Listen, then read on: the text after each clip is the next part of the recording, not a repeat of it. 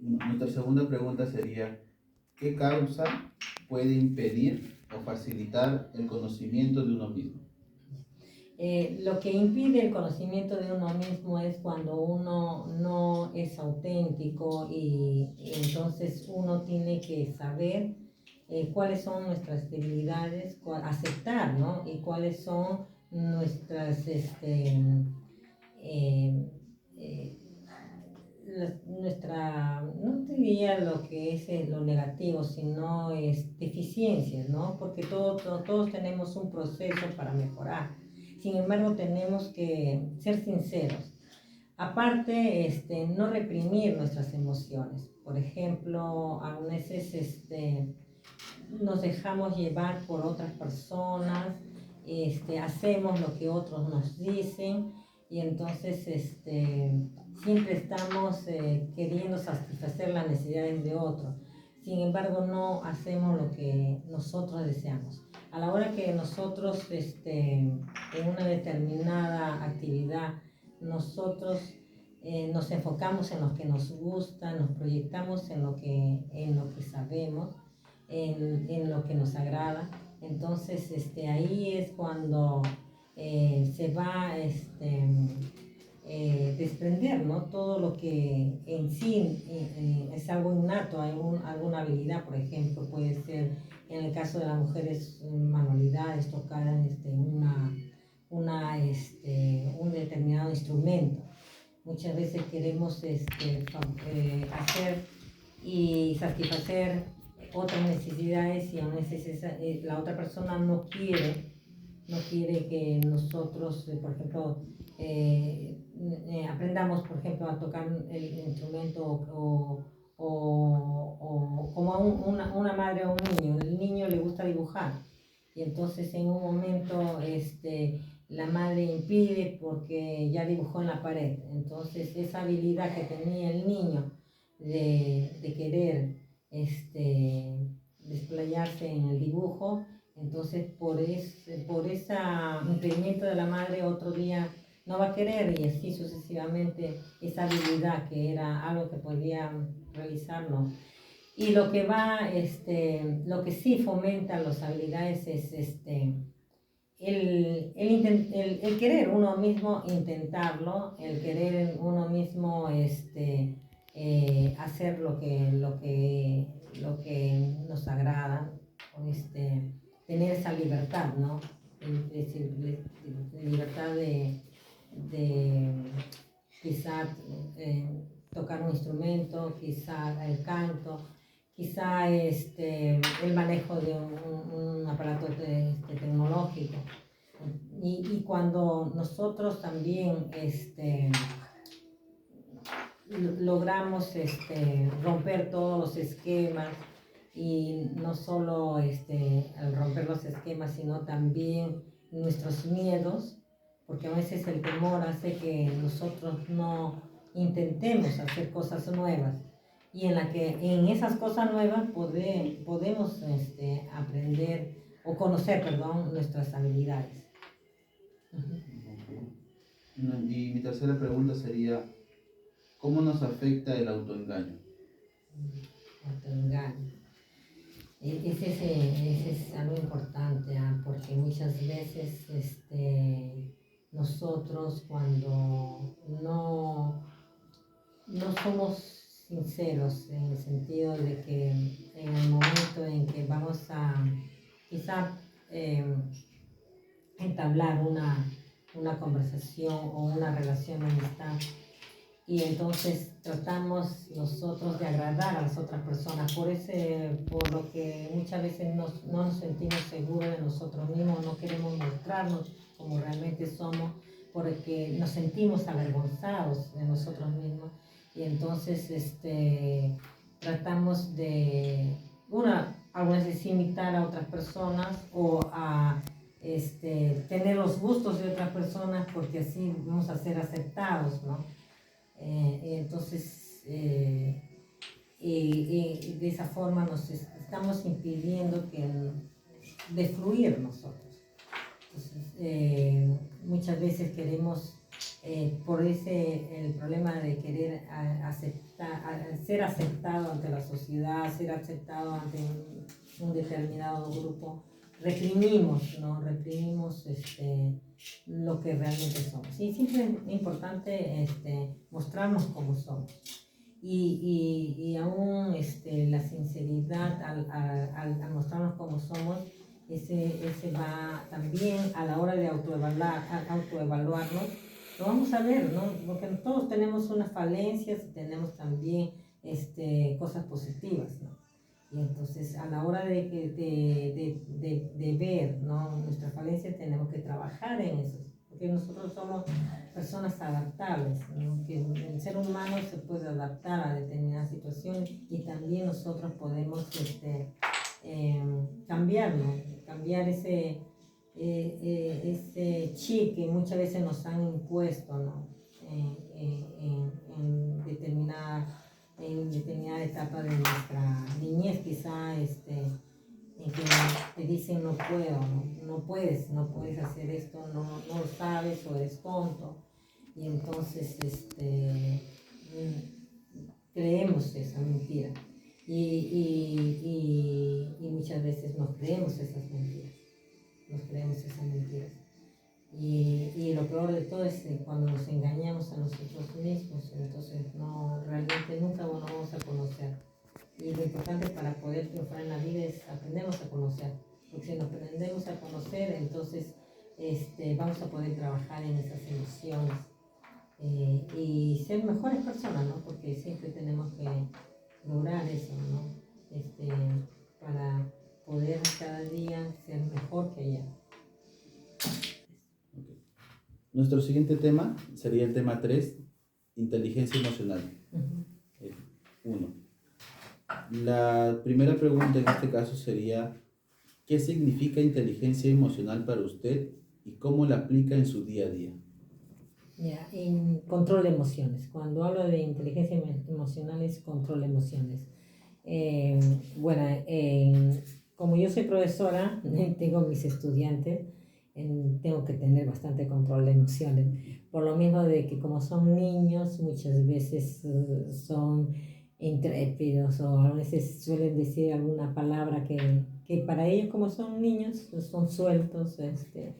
Y entonces tengo que tener sabiduría para poder contestarles, no solo con los niños, sino con los padres, porque muchas veces los padres exteriorizan sus emociones, muchas veces están furiosos, otras veces están tristes, dependiendo de la situación, ¿no? Entonces yo tengo que saber lidiar con mis emociones de tal forma de que en determinadas situaciones dirigir la situación con sabiduría.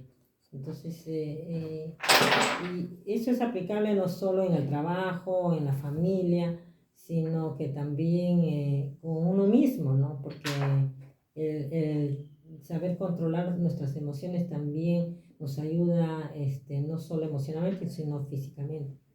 Y es importante para alcanzar también nuestras metas. Okay.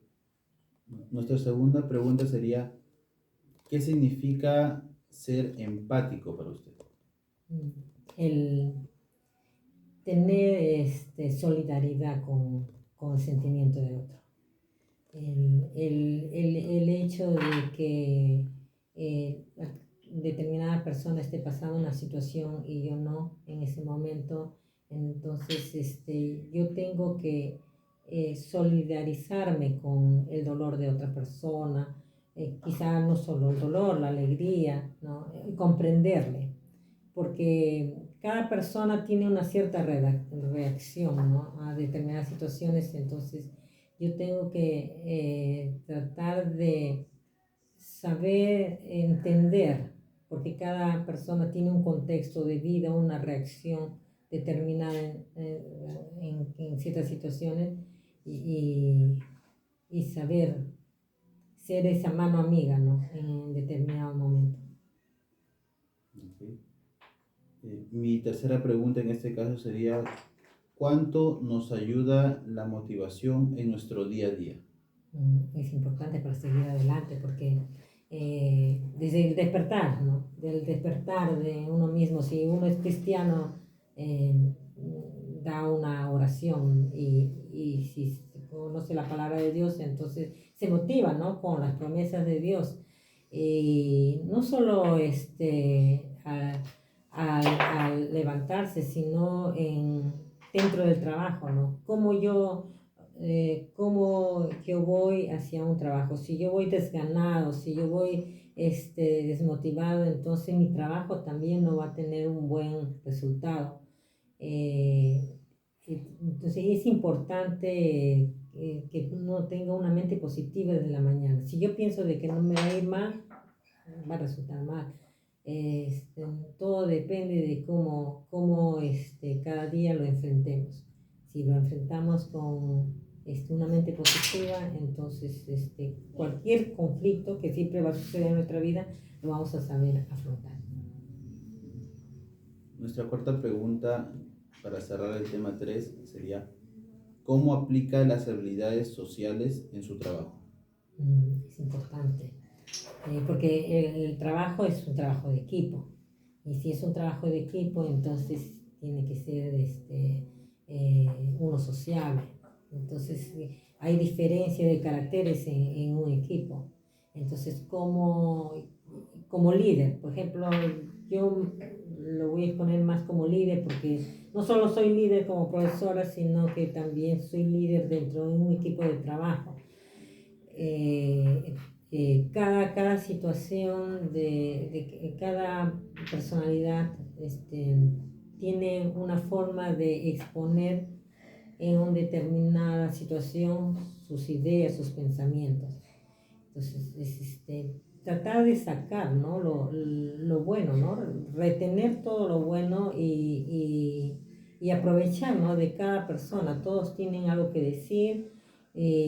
Por ejemplo, una persona que tiende a ser preocupada, entonces en una determinada situación siempre va a decir, mira, pero tenemos que hacer eso, siempre va a estar viendo el problema en la situación. Y es importante que haya un equipo, una persona que tenga esa mentalidad, porque me va a hacer que yo prevenga muchas situaciones. Otro determinado es osado. Entonces yo también tengo que formar parte del equipo de esa persona, porque esa persona es quizás intrépida, y eso es importante. Tanto de la persona que es un poquito más reservada, más calculadora, está pensando en las consecuencias, la otra es más intrépida. Entonces, saber trabajar con todo el equipo. Cada uno tiene algo que dar, cada uno tiene algo que proyectar. Entonces, tengo que tener una habilidad de tal forma que no ser un estorbo, porque si uno es un estorbo o uno es un impedimento, no cumplimos una meta. En la vida siempre, en el trabajo tenemos que cumplir una meta, en una clase tenemos que cumplir una meta, entonces ahí tengo que manejar mi habilidad emocional. Okay. Nos tocaría ahora el tema 4. El referente al tema 4 es inteligencia emocional 2. Tengo dos preguntas. La primera es: ¿cuál es la autoconciencia para usted? ¿Qué es la autoconciencia, disculpe, para usted? Entonces, ahí entraría la introspección, con lo que yo tengo, el concepto de mí mismo, de mí misma, el pensamiento acerca de mi yo, ¿no? Esa es una facultad humana, algo que nos diferencia de los animales, en que nosotros razonamos, pensamos y nos evaluamos emocionalmente, nos evaluamos en lo que, en las acciones que hemos tomado quizá en el pasado o que vamos a tomar para construir algo, ¿no? Entonces es importante, si uno quiere construir un futuro, es importante que tengamos conciencia de nosotros mismos, de lo que somos, de dónde venimos y a dónde vamos para proyectarnos. Porque si no, uno no tiene una identidad, entonces está presa a ser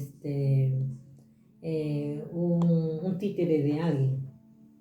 Entonces, es importante tener un concepto de uno mismo para que nuestro carácter sea firme, ¿no? Y podamos desempeñarnos, ¿no? En lo que a la postre tengamos que alcanzar algo.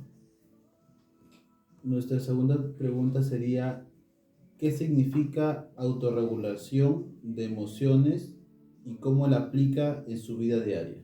Uh-huh. Y como le digo a mis estudiantes, yo como profesora, a veces está bien que se enojen, pero hay que saber cómo enojarse. Está bien, si alguien me ha ofendido, entonces si yo tengo que reaccionar, no significa que yo voy a decir no sígueme lastimando, sino que hay formas, como si hay que saber fundamentar, hay que saber cómo lidiar. Entonces, en ese sentido, tenemos que aprender a regular nuestras emociones a la hora de que nos airamos o que algo no nos ha resultado bien. Entonces, tener un equilibrio. Esto también se da dentro de las parejas, ¿no? A veces hay conflictos en la familia o como padres o en el campo laboral. Entonces, tenemos que tener un equilibrio, no desatar, ¿no? Nuestras pasiones. Las pasiones hacen que muchas veces resquebrajemos las amistades, se rompan relaciones. Hay que ser conscientes de la situación y cómo manejar determinadas, mucho más en un campo laboral, ¿no? En un campo laboral no podemos de un momento a otro tirar todo por la borda. Entonces, tenemos que equilibrar nuestras emociones de tal forma de ver una forma para rescatar la situación y salir airosos en todo. Okay. Estamos entrando ya al quinto tema. En este caso sería el autoboicot. En el autoboicot tengo tres preguntas. La primera es, ¿qué significa el autoboicot para usted? El autoboicot es nosotros recriminarnos, nosotros decirnos cosas negativas, no puedes, no lo vas a lograr. Puede ser un autoboicot físico desde que nos levantamos, que hubiera sido así, no lo logras porque te falta esto. Desde la mañana nos estamos diciendo cosas negativas, sí, no lo vas a lograr, sí, te recuerdas que hace tiempo. Y entonces eso viene a ese recuerdo de nuestra niñez, ¿no? Recuerdos que se han ido sembrando en nuestra mente. Es que no puedes, no lo vas a lograr, tú no tienes estas habilidades, entonces no sabes hablar en público, no, cómo vas a exponer, tú te nervioseas, entonces nos los creemos, todo eso. Entonces, ¿y qué pasa? Hay una oportunidad que se nos da para poder triunfar, quizá, o una oportunidad de un campo laboral, una oportunidad en el campo del estudio, y entonces decimos, no puedo. No voy a postular a la universidad porque no puedo. No voy a postular este trabajo porque sí me falta, no sé. Algún día lo haré. Entonces, cada vez nos retrasamos a lo que quizá pudimos tener una meta, ¿no? Nos trazamos metas, pero como estamos boicoteándonos, entonces no lo logramos. La segunda pregunta sería, ¿cómo lo representaría? El autoboicot. ¿Cómo representaría el autoboicot? Por ejemplo, mayormente cuando vamos, por ejemplo, a postular a un trabajo. Entonces, y llegamos al trabajo y en el caso de las mujeres, digamos, ay, es bonita, y nos dicen, no, pero yo estoy igual.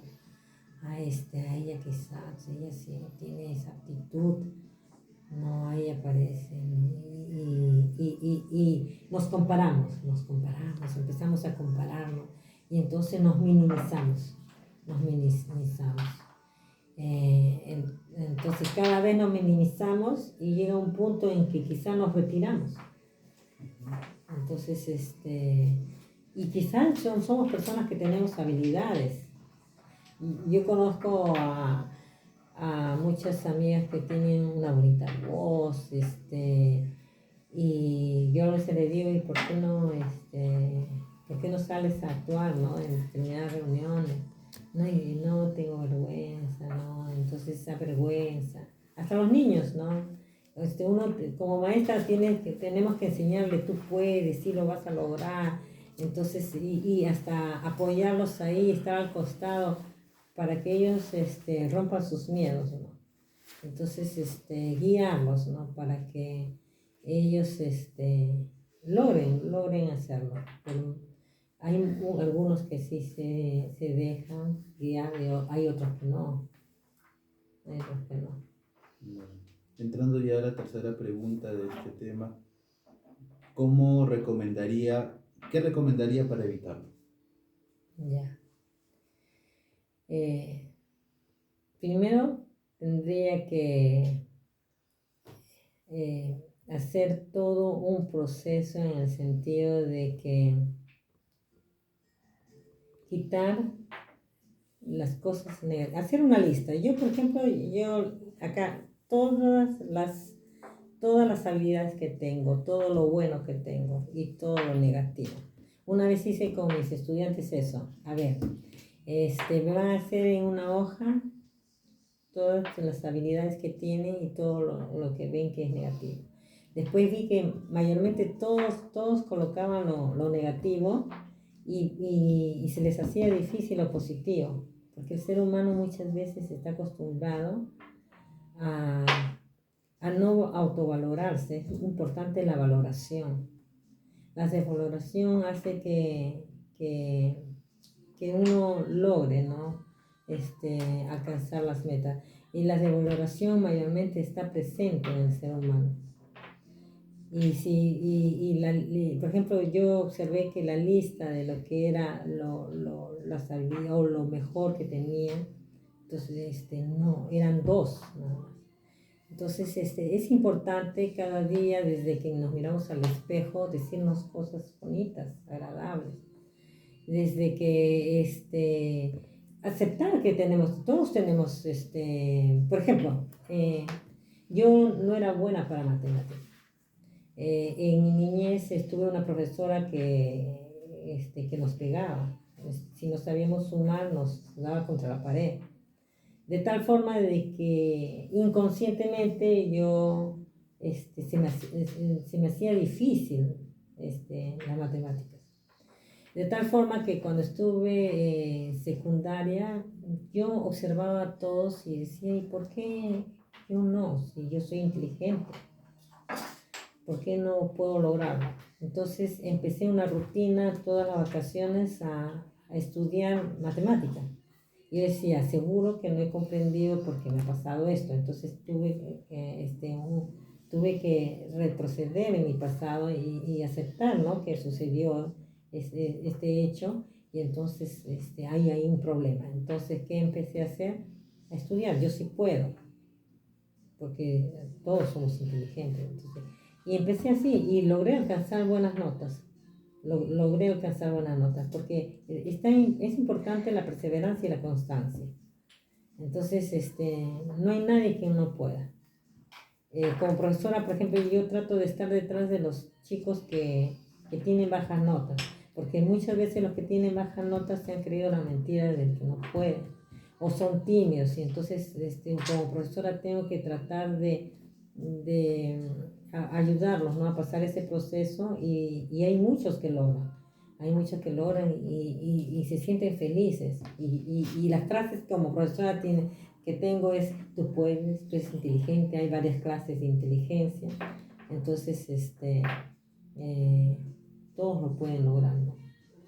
Y una frase para mí que llevo de la Biblia: todo lo podemos en Cristo que nos fortalece.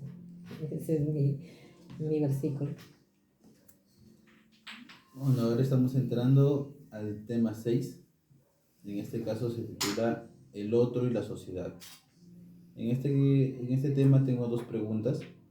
La primera es, ¿qué significa para usted y diferencia entre entornos sociales? La indiferencia es un mal que aqueja a la sociedad. Por la indiferencia, una veces muchas personas sufren. Esto lo hemos visto en tiempo de pandemia, ¿no? Ha habido mucha indiferencia en la parte de los gobiernos hacia el pueblo, que ha habido tanta escasez de lo que es el oxígeno, y esa indiferencia ha recaído en tal punto de que muchos han muerto. La indiferencia va desde que salimos a la calle y vemos a un niño desnudo, ¿no? Y no tratamos de abrigarlo. Entonces, la indiferencia, como por ejemplo en mi caso como profesora, si yo soy indiferente a las situaciones de mis estudiantes, entonces solo voy a trabajar por recibir un sueldo.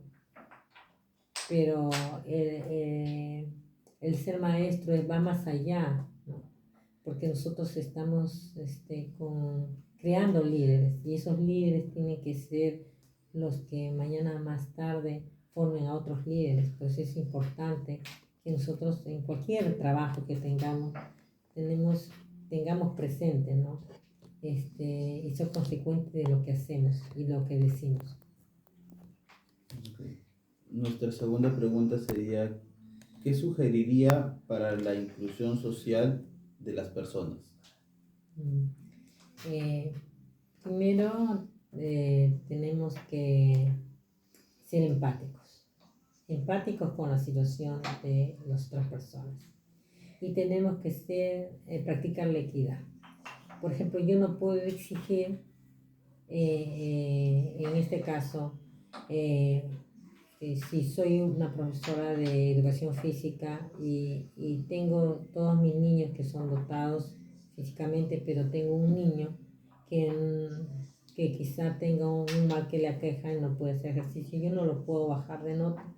Entonces tengo que ser equitativa, darle también trabajos, pero según a sus limitaciones. Igual también en lo que respecto a los estudiantes, no todos son excelentes matemáticos, no todos son excelentes en lo que es letras. Entonces yo tengo que, siendo consecuente de que hay diferentes clases de habilidades, darles la oportunidad, conocerlos, y que fluyan en lo que en los talentos que tienen, y que procuren a través de de las habilidades que tienen, lograr alcanzar sus metas. Okay. Ya estamos entrando al tema 7. En este caso es grupo y equipo. Tengo 3 preguntas aquí. La primera de ellas ¿podría mencionar algunas características de trabajo en equipo? Las características, a ver,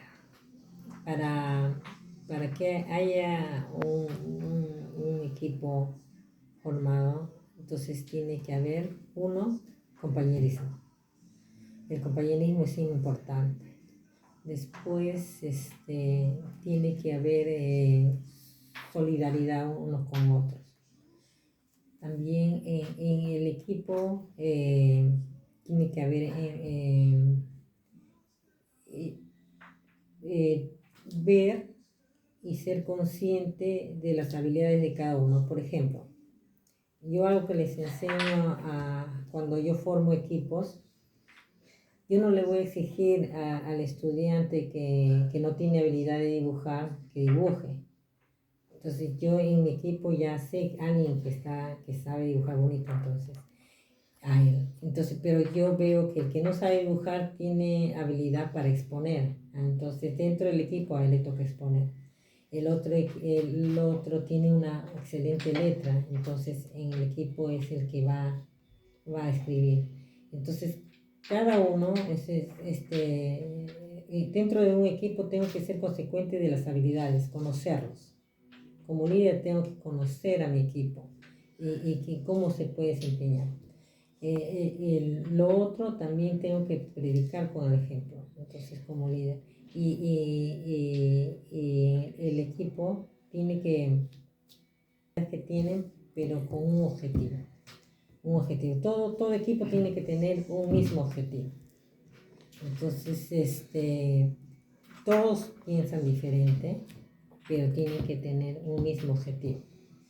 Y ahora, trabajar con cada uno de ellos de tal modo que ellos logren su meta, ¿no? Entonces, es importante que el equipo esté motivado, que el equipo persiga un mismo objetivo, el equipo tenga compañerismo, el equipo sea consecuente de sus habilidades y según sus habilidades logren sus metas.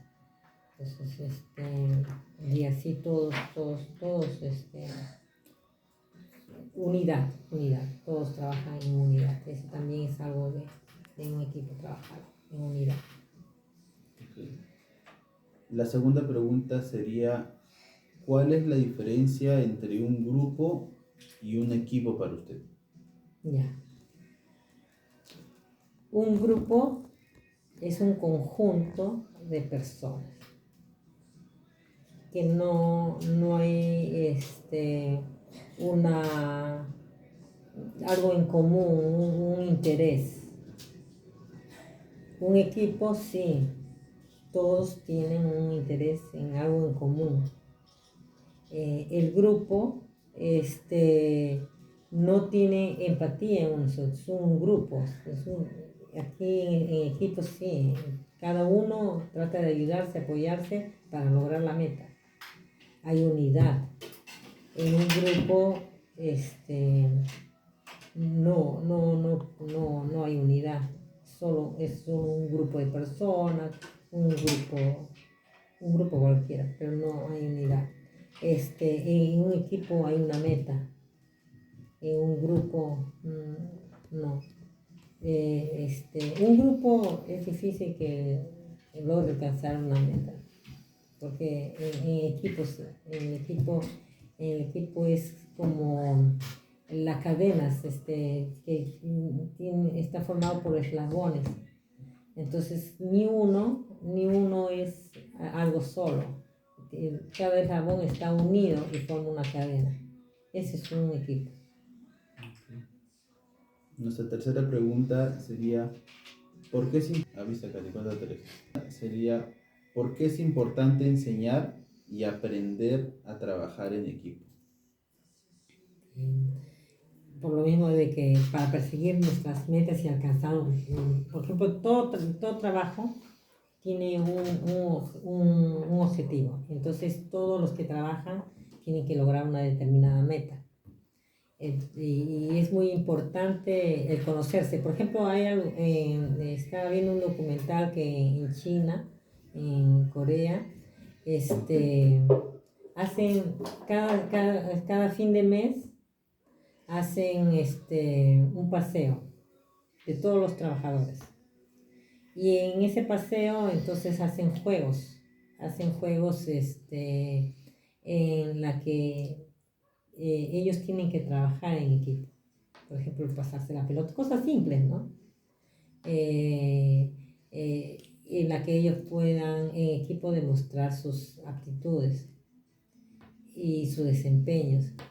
Entonces, y ellos se van conociendo y van formando un compañerismo, de tal forma de que hay un vínculo que les une, el compañerismo. Y eso es muy importante dentro de un trabajo, dentro de un campo de estudio. ¿Por qué? Porque también el equipo también tiene que incentivar al más débil. Siempre en el equipo hay uno que es más débil, el más flojito. Entonces, por eso hay un equipo, para que entre uno a otro se alienten. ¿Por qué? Porque hay un objetivo. Entonces siempre hay alguien que está detrás. Siempre hay características. Hay uno que está detrás, que está siempre pasando la voz. En este caso, ahora que utilizamos la tecnología, el WhatsApp. Entonces hay uno que anima, hay otro que es el que reta.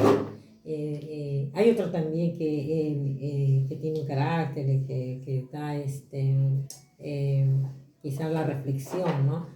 Pero siempre todos, ¿no? Pero lo importante es conocerse. Cuando hay un compañerismo y se conocen, entonces hay un lazo más afín.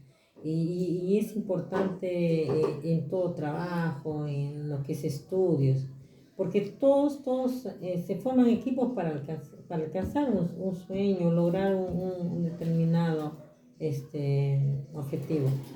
Y para lograrlo tienen que caminar unidos. La unidad es muy importante. Si no hay unidad, no se pueden lograr las cosas. Ok.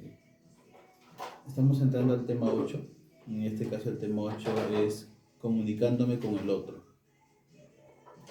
Tengo dos preguntas.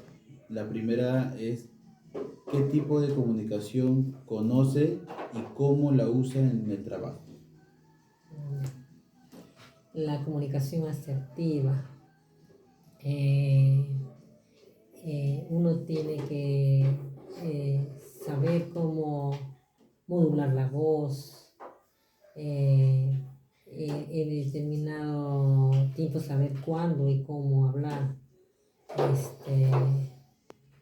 no ser impertinente, ¿no? Saber qué decir en el momento preciso, en el momento adecuado. También una palabra, no ser ofensivo, ¿no? Hay que saber explicar, ¿no?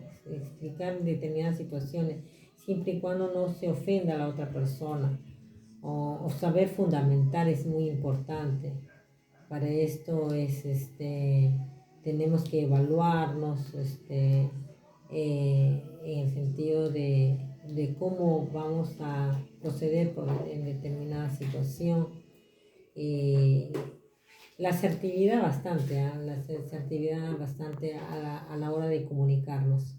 La comunicación en el ser humano es muy importante para que se logre, ¿no? Se logre determinar. 3. Nuestra segunda pregunta es, ¿qué tan importante es conocer para usted y aplicar los estilos de comunicación? Sí. Para entablar una relación con una persona, para entablar una relación entre un equipo o dentro del campo laboral, es muy importante la comunicación. Lo que nosotros, hasta el gesto mismo, por ejemplo, nosotros tenemos una comunicación gestual. Un gesto puede hacer que no logremos una venta. Un gesto puede herir a alguien. Por eso es importante también en el momento en que nos comunicamos, también saber llegar. Por ejemplo, como maestro, al comunicarnos con nuestros estudiantes, no solo empleamos nuestra comunicación oral, sino también nuestros gestos. Por ejemplo, cuando nos comunicamos con niños pequeños, nuestros gestos son un poco más dulces, más amenos, es un poco más alegre. Para poder entablar, ¿no? una unión con los que, no, con los que nos están observando. Por ejemplo, el que diserta, el que da una oratoria es muy importante. También lo que es la comunicación escrita. Por ejemplo, cuando escribe una carta, es importante en lo que es tener una buena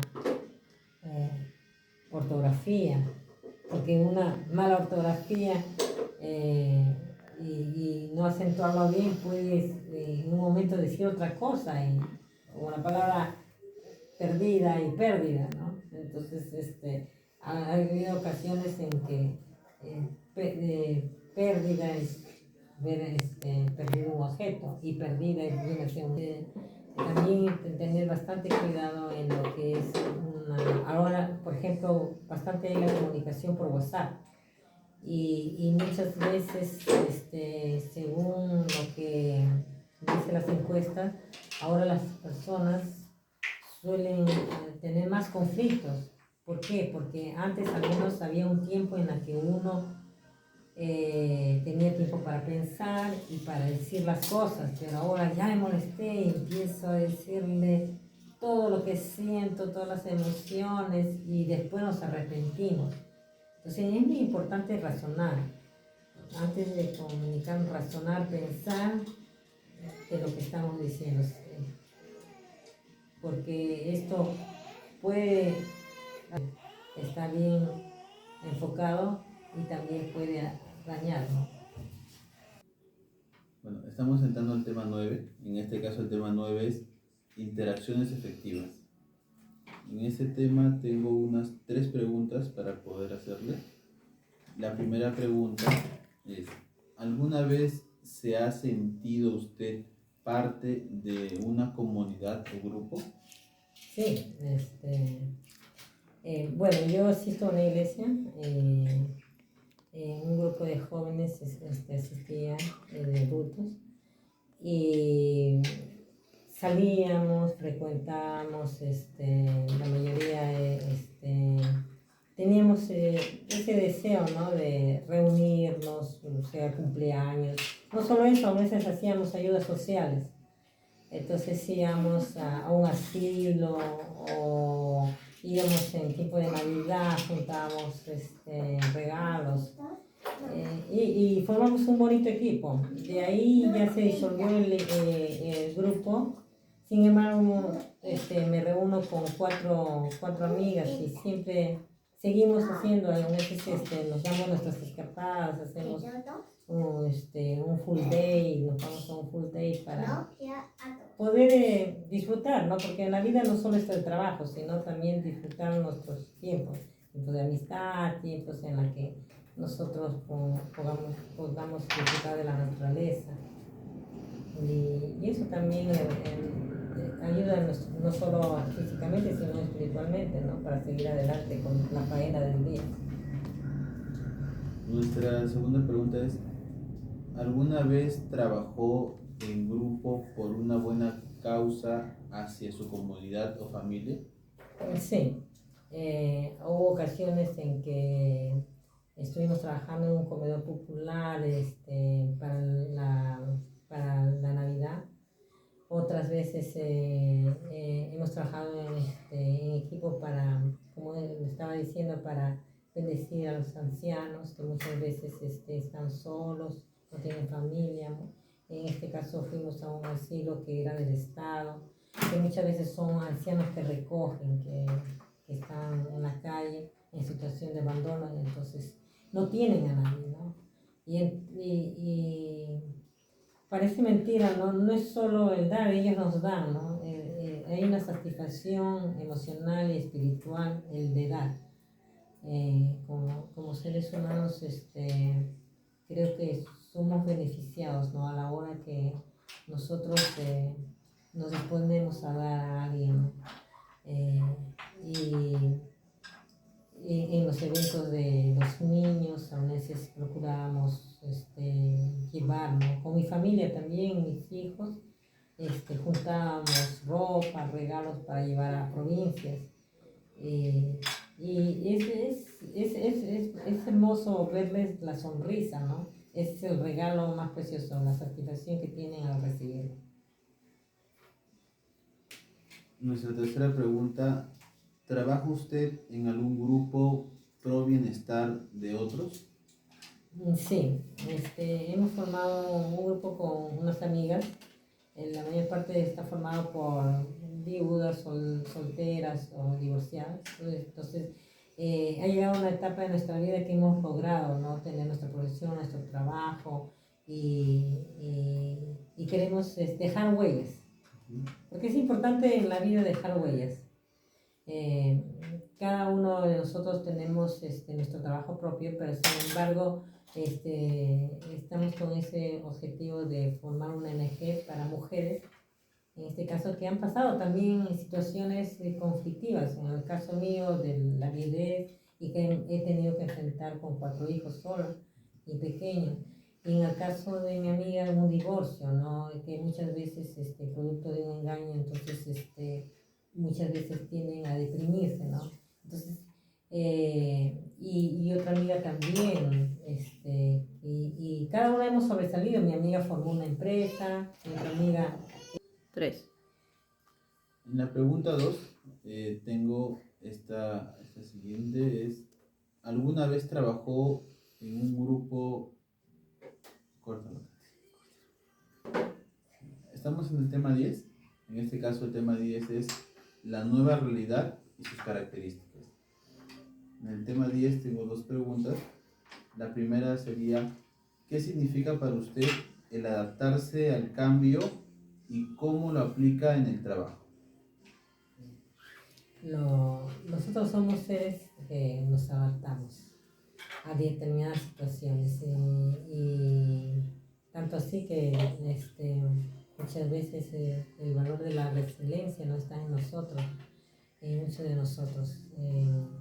En el trabajo hay momentos en que hay cambios y esos cambios implica el adaptarse. Por ejemplo, en tiempos de pandemia, muchos hemos tenido que innovar y también estudiar un poco más acerca de lo que es eh, el campo virtual, cómo enseñar en el aspecto mío como profesora.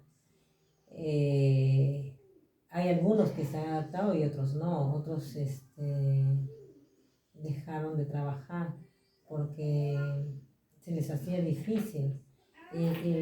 Cuando uno no tiende a adaptarse, implica que muchas veces vamos a perder determinadas oportunidades. Uno tiene que estar dispuesto a los cambios. Los cambios siempre se van a dar en nuestras vidas. Si uno no está dispuesto a los cambios, entonces va a truncarse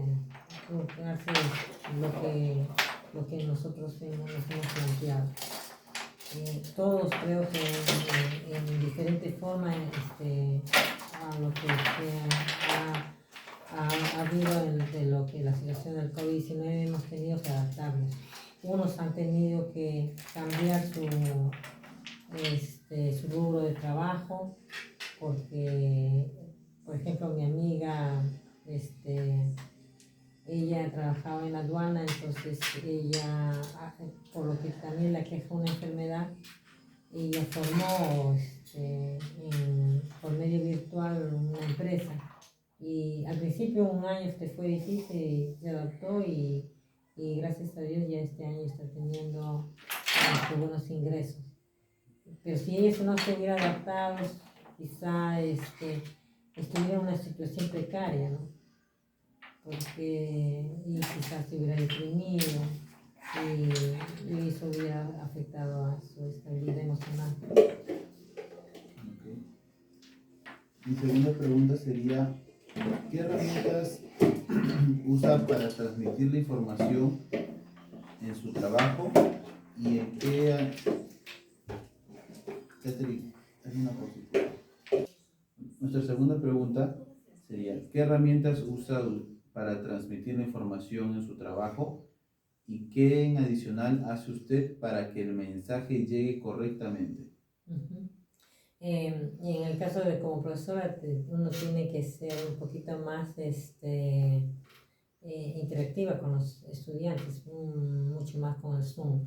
Entonces, lo que estoy utilizando son los PPTs, los videos, fichas interactivas donde ellos puedan mover determinados dibujos, asociaciones, bastante lo que es figuras. No solo también eso, sino también la modulación de la voz. Lo que pasa es que es diferente lo presencial que lo virtual. Entonces también implica el volumen de voz, el usar los TICs, ¿no? Los TICs que nos permiten también llegar a ellos por medio del WhatsApp, estar mandándole palabritas en la que le estimulen, por lo mismo de que es algo para ellos un cambio, porque antes se les podía de una u otra forma motivar en el sentido que ya había recreo y todos hacían algo por el recreo. Entonces ahora no hay recreo, no se ven, no hay el kiosco que también les gustaba, mucho más cuando había pollo a la brasa. Entonces, tengo que buscar formas, ¿no? Formas, buscar juegos, por ejemplo, el quiz, el libro Worksheet, crucigramas virtuales en la que ellos aprendan jugando, ¿no? Porque el niño más aprende jugando. Bueno, estamos entrando a la pregunta, bueno, el tema 11, el cual es mi accionar ante la comunidad. En este tema tengo dos preguntas. La primera es, ¿qué significa tener ética para usted? La ética es fundamental en lo que respecta en el campo laboral, en el campo familiar. Para mí la ética es primordial, porque si no hubiera ética sería un caos. Por ejemplo, en lo que es colocar las notas en los estudiantes. O sea, mi ética me dice de que no tenga preferencia por alguien. Siempre hay madres que suelen ser más afectuosas o niños que tienden a ser más afectuosos, pero yo no tengo que tener una afectividad con alguno más de lo que debo tener, ¿no? Todos tienen que tener el mismo trato. Y la ética también hace de que yo sea equitativa con todos. En el campo como profesora, yo tengo que cumplir mi currícula, tengo que cumplir mis sílabos, tengo que cumplir con las obligaciones que me demanda el trabajo y no buscar excusas, ¿no? De tal forma que muchas veces no funciona mi internet o se malogró la PC y entonces dame escapatorias, ¿no? Mi ética hace que yo tenga que cumplir con mi responsabilidad. Algo como cristiana que soy, algo que siempre llevo presente es Dios me está viendo, ¿no? Cada acto que yo hago, alguien está viendo. Algo que les enseño a los chicos es lo peor que uno puede hacer es autoengañarse. Entonces, muchas veces, cuando mintiéndose a sí mismo o mintiendo a otros, entonces hace que, si no miente a los demás, si no se miente a sí mismo. Eso es lo peor de todo. Okay. Nuestra segunda pregunta, ¿cómo aplica la responsabilidad social en su trabajo?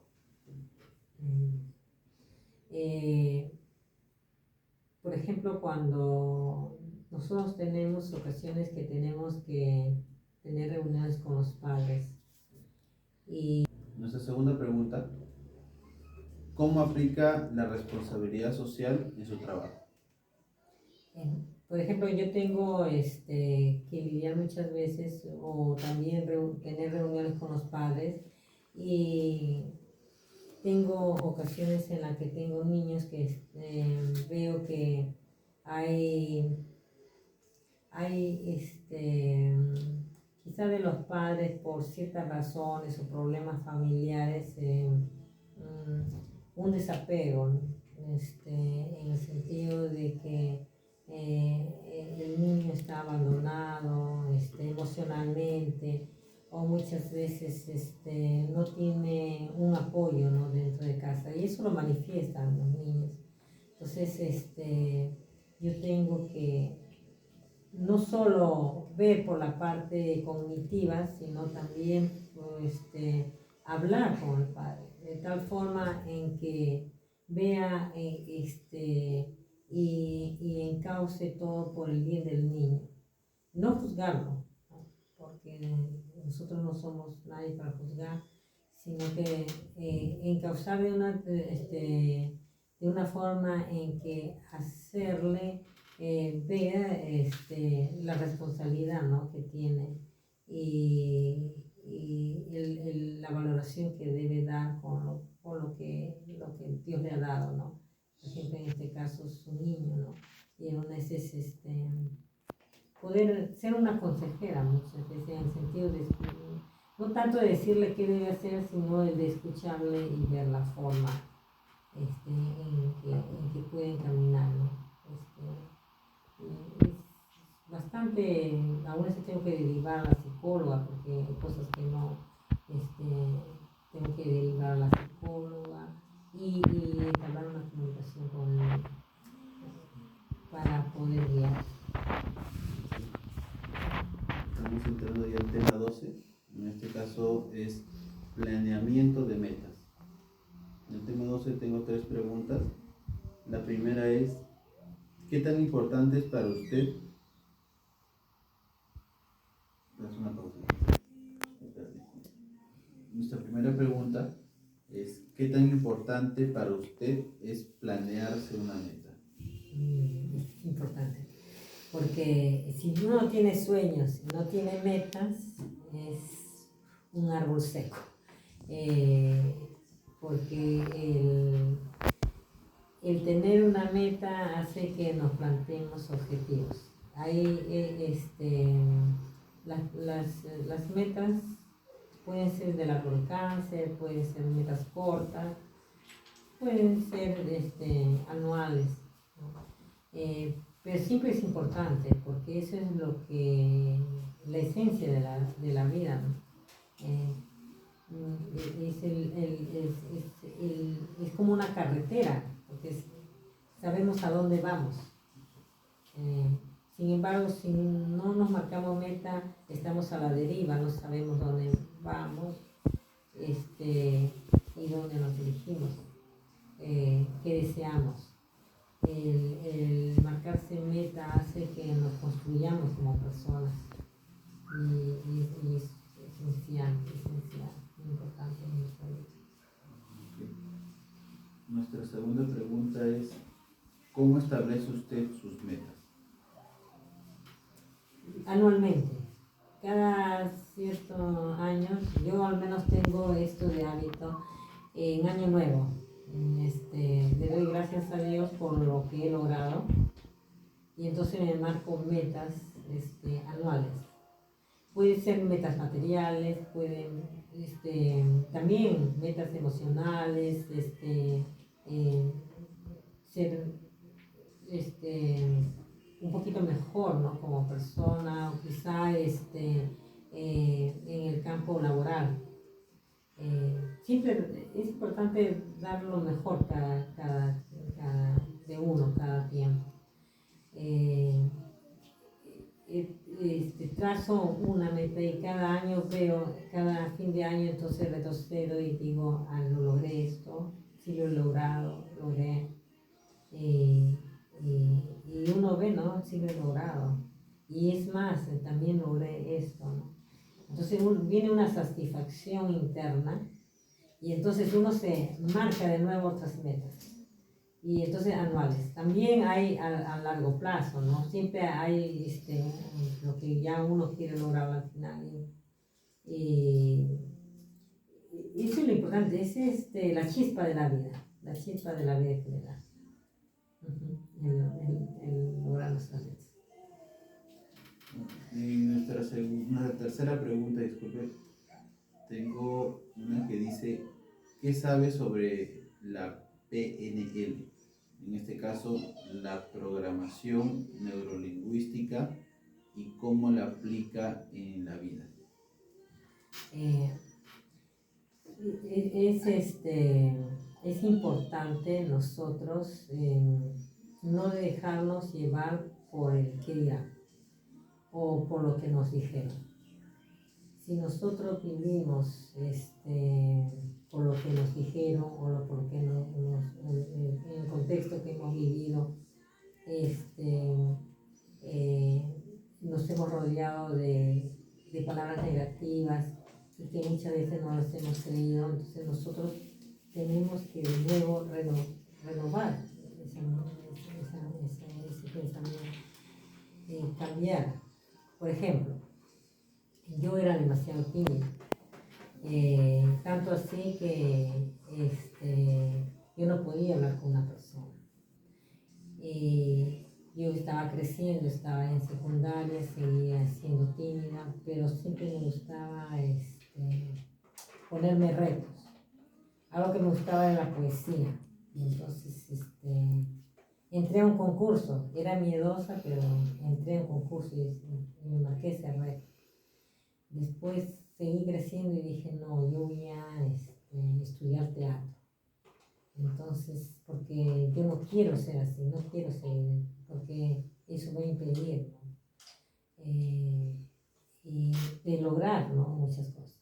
Tanto sí que ahora me gusta hablar en público, es más, dentro del campo laboral siempre me llaman para dirigir las actuaciones y me gusta. Me gusta más hablar en público que hablar solo a una persona. Me siento más, quizá más segura de mí misma hablando en público, lo que quizá antes y hago un retroceso, ¿no? Pero es que yo misma, es hablarse uno mismo, ¿no? Si tú puedes, si tú lo puedes lograr. Quizás esto pasó, pero lo puedes hacer. Entonces, y así, ¿no? Y así renovarse la mente. Uno tiene que renovar su mente cada tiempo. Por eso hay que hacer una introspección, conocerse, autoanálisis, autoconciencia de sí mismo, y entonces ver, ¿no? ¿Qué es algo de nuestra personalidad, qué nos está impidiendo para lograr mis miedos. Y aún va pasando los años a mi edad, aún todavía me faltan algunas cosas, no todo que en un momento u otro uno lo logra. Todavía me estoy conociendo, me sigo conociendo, y entonces trato de hacer un cambio, ¿no? Un cambio. Ya estamos en el tema 13, liderazgo. En este tema tengo unas preguntas, unas 5 preguntas. La primera es, ¿qué significa para usted el liderazgo? Es muy importante. Como maestra, formar líderes es muy importante, porque el líder va a poder comunicar a un determinado equipo y va a poder hacer cambios. El formar como profesora a un niño, yo trato de formarlo como líder, asignándole pequeños trabajos, responsabilidades en las que pueda desempeñar dentro de una aula. Y siempre les digo, ustedes son llamados a ser líderes. Y en una nación es importante que haya líderes. Hemos visto dentro de la historia grandes líderes que han promovido la independencia, que lucharon por nuestras 8 horas de trabajo, líderes mujeres, que gracias a ellas nosotros ahora podemos votar, líderes como en lo que es ahora que se está bastante hablando acerca social, ¿no? Que muchas veces ha sido quizá anulada por las conquistas, ¿no? Y tanto así que muchos tenían vergüenza de hablar el pecho, pero se han levantado jóvenes líderes, ¿no? Que han incentivado, ¿no?, a la juventud de nuevo aprender, tanto así que hay una jovencita que canta en quechua, soprano, y es admirable, ¿no?, que se levanten esa clase de líderes, ¿no?, que quieran un cambio, no solo en su país, sino también a nivel internacional, ¿no? Líderes que estén fomentando la unidad, fomentando nuestra cultura. Es importante para construir una nación. ¿Qué características debe tener un líder para usted? Un líder predica con el ejemplo. Un líder no es un líder que mandó, que tiene sus súbditos y que tiene que hacer todo. Ese no es líder. El que tiene sus súbditos y tiene que hacer lo que le digan, no. El líder es el que hace y enseña a hacer. El líder es el que motiva a su grupo, y crea unidad en su grupo.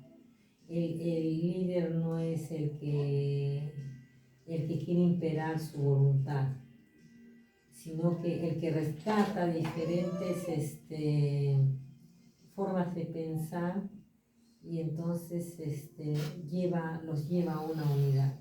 Ese es el líder. El líder siempre no va a querer su bienestar propio, el líder va a querer un bienestar común. El líder, el mejor líder para mí ha sido Jesús, ¿no?